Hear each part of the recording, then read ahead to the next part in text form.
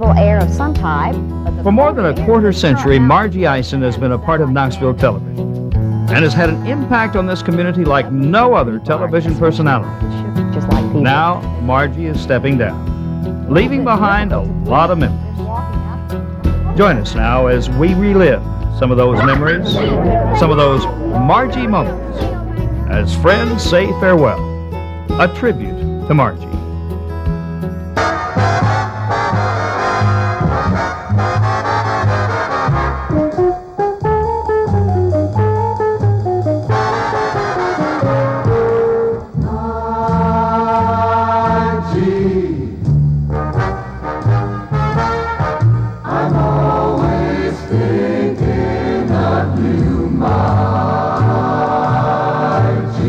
Margie.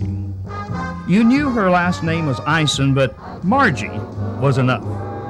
Everyone knew who Margie was. Like a blazing comet across the sky, Margie was a star that brought beauty and light, a smile and a feeling that everything's all right into the homes of East Tennessee. Her special wink, her personal wishes for a special day, brightened many a day and many a night for thousands and thousands of people. Margie Ison, weather girl, weather person, entertainment reporter, television personality, had more impact on Knoxville television than anybody ever had or ever will have. But her entrance into Knoxville television was not easy. Having come to town with her husband in the mid-'60s, she worked for the Chamber of Commerce as executive secretary of the Dogwood Arts Festival. But she was determined to break into TV and did finally land a job in 1969 as weekend weather girl on Channel 10. But it took persistence. So actually, I auditioned about 3 years before I really got the job. So I was passed over a couple of times, but I guess being assertive and never giving up the hope that I would have that opportunity. And when it came along, I knew that it involved a lot of hard work. And back then, there were even those who said Margie would never make it in broadcasting. I went to one of the ad agencies, and I went in this little booth and did a 30-second audio commercial. And this person, by the name of John Ward, said, not sure about your voice. Don't think you'll ever make it. Why don't you try something else? And then when I came here and finally did audition and finally did have that opportunity, came here to do the weekend weather, Carl Williams was anchoring, and none other than John Ward was doing the sports. 18 months later, Margie moved to Channel 6 to be the weather girl at 6 and 11 Monday through Friday.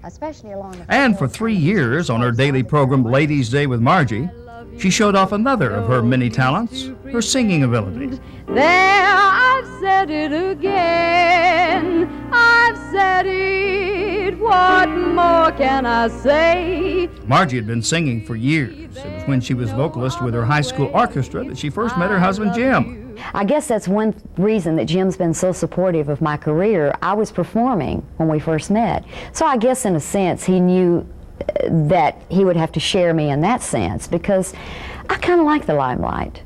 I really did. And it was in the limelight as weather girl at Channel 6 that Margie really began to shine.